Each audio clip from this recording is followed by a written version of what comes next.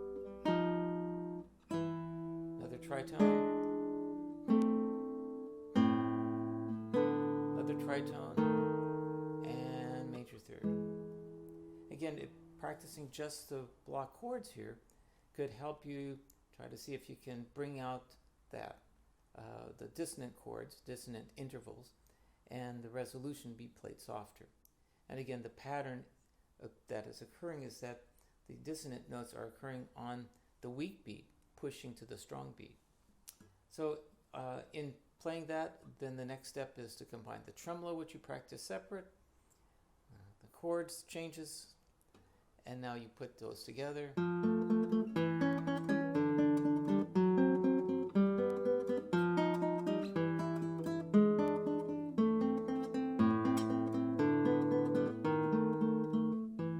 And then we end right here, and he gives us an E chord. This next passage is kind of like a cadenza. It's really dramatic. You get to go up the fretboard, and you're also doing a lot of descending slurs. And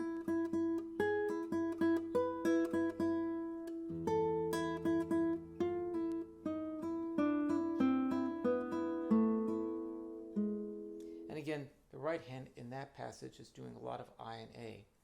So this is a much more advanced piece for right hand technique. Tremolo is being used, accenting individual digits like the A finger and middle finger to bring out the melody. Now the bass line has its moments in the sun, and so that you need to sometimes bring those voices out when the melody in the bass line seems to be more active than on the top part, as we pointed out in measure 3.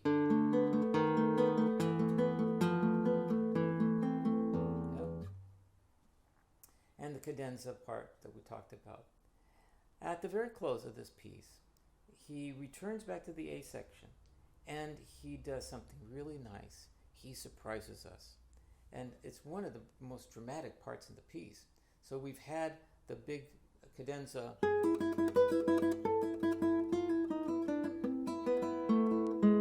and then he starts moving down the bass line. And you could take the tempo down, and now you're back to tempo.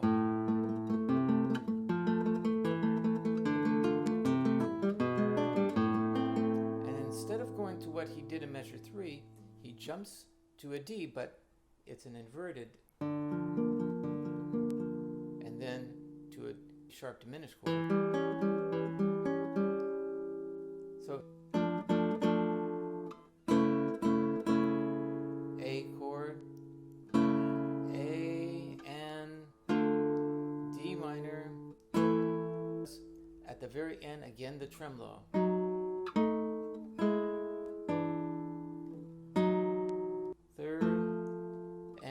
A minor chord in first inversion. Bass line, just like measure 3. That's a B7 chord. And now he's going to give us an A minor with the fifth of the chord in the bass. We would call this an authentic cadence. And then an E chord, dominant chord, and A minor. But this time you arpeggiate.